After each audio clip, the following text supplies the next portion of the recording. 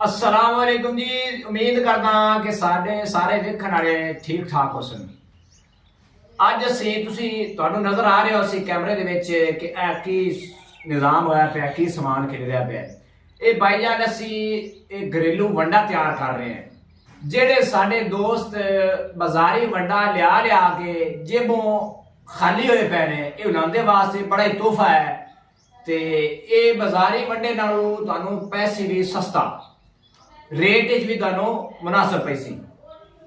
ਅਸੀਂ ਅੱਜ ਭਾਈ ਬੂਟੇ ਨੂੰ ਪੁੱਛਾਂਗੇ ਕਿ ਇਹ ਵੰਡਾ ਤੁਸੀਂ ਕਿਸ ਤਰ੍ਹਾਂ ਤਿਆਰ ਕਰ ਰਹੇ ਹੋ, ਕਿ ਇਹਦਾ ਕੀ ਬੈਨੀਫਿਟ ਹੋਏਗਾ, ਕਿ ਜਾਨਵਰਾਂ ਨੂੰ ਇਹ ਕਿਆ ਮੋਟਾ ਤਾਜ਼ਾ ਕਰੇਗਾ, ਜਾਨਵਰਾਂ ਨੂੰ ਇਹ ਖੁਰਾਕ ਚੰਗੀ ਹੈ। ਜੋ ਵੀ ਨਿਜ਼ਾਮ ਹੈ ਭਾਈ ਬੂਟੇ ਕੋਲ ਪੁੱਛਦੇ ਹਾਂ ਕਿ ਸਾਨੂੰ ਦੱਸਣਗੇ। अस्सलाम वालेकुम जी। वालेकुम सलाम। अच्छा भाईजान, ਤੁਸੀਂ ਸਾਨੂੰ ਇਹ ਦੱਸੋ ਕਿ ਇਹ ਵੰਡਾ ਤਿਆਰ ਤੁਸੀਂ ਕਿਹਨਾਂ ਚੀਜ਼ਾਂ ਦਾ ਕਰਦੇ ਪਏ ਹੋ? ਵੀਰੇ ਸਭ ਤੋਂ ਪਹਿਲੀ ਗੱਲ ਹੈ ਕਿ ਇਹ ਹੈਗੇ ਸਾਰੀਆਂ ਦੇਸੀ ਚੀਜ਼ਾਂ। ਅੱਛਾ, ਸਭ ਤੋਂ ਵੱਡੀ ਗੱਲ ਕਿ ਇਹਨਾਂ ਦਾ ਕੋਈ ਸਾਈਡ ਇਫੈਕਟ ਨਹੀਂ ਹੈ ਜੀ। ਠੀਕ ਹੈ।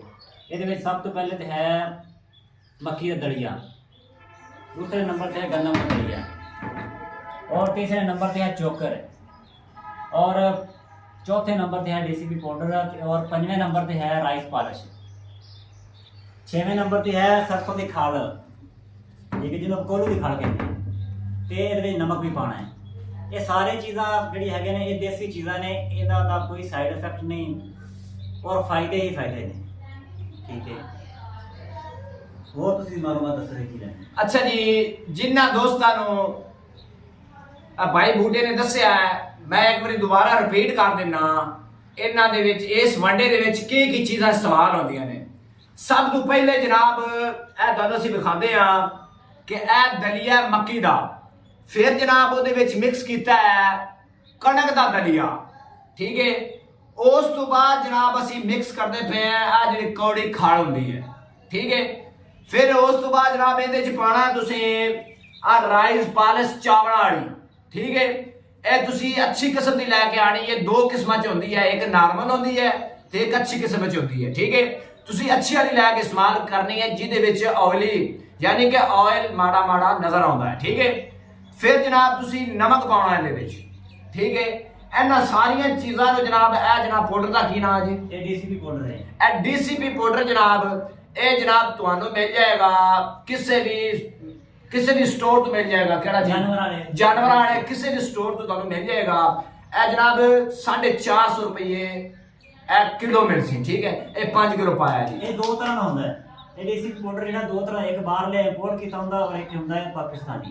ਜਿਹੜਾ ਪਾਕਿਸਤਾਨੀ ਉਹ ਸਸਤਾ ਹੈ, ਉਹ ਤਕਰੀਬਨ 2-250 ਰੁਪਏ ਮਿਲ ਜਾਂਦਾ ਹੈ। ਇਹ ਅੱਛਾ ਵਾਲਾ ਹੈ ਤਕਰੀਬਨ 450। ਇਹ ਜਾਪਾਨੀ ਹੈ ਜੀ, ਜਾਪਾਨ ਤੋਂ ਆਇਆ ਹੈ ਜੀ। ਤਕਰੀਬਨ 2500 ਰੁਪਏ ਫੀ ਮਾਣ ਹੋਏਗੀ। ਅੱਛਾ, ਯਾਨੀ ਕਿ ਜਿਹੜਾ ਬਾਜ਼ਾਰੋਂ 4000 ਨੂੰ ਮਾਣ ਮਿਲਦਾ ਹੈ, ਉਹ ਕਿੰਨਾ ਮਾਣ ਹੁੰਦਾ? 50 ਕਿਲੋ ਹੁੰਦਾ ਹੈ। ਉਹ ਮਾਣ ਪੂਰਾ 40 ਕਿਲੋ ਹੁੰਦਾ ਹੈ। ਅੱਛਾ, 40 ਕਿਲੋ। ਇਹ ਭਾਈ ਜਾਨੋ 4000 ਰੁਪਏ ਦਾ ਮਿਲਦਾ ਹੈ, ਤੇ ਇਹ ਤੁਸੀਂ ਯਾਨੀ ਕਿ 2500 ਦੇ ਹਿਸਾਬ ਦੇ ਨਾਲ 4 ਮਣ ਤਿਆਰ ਕਰ ਛੱਡੋ। ठीक हो गया जी। जनाब हुण भाई बूटा वंडा मिक्स कर रहा जी, तो इहदे विच समान सारा ऐड हो गया है, तो हुण तैयार होएगा। ये किन्ने मन होएगा भाई जाने, किन्ने मन तैयार करते पे हो? ये तकरीबन जड़ा ना 4 मन बन जाना है। 4 मन? ठीक हो गया जी। मजीद ऐसी वीडियो देखने के लिए साडे चैनल को सबसक्राइब करो, तो शेयर करो, लाइक करो। हुण असीं इजाजत चाहते हैं जी। चंगा जी, रब रखा।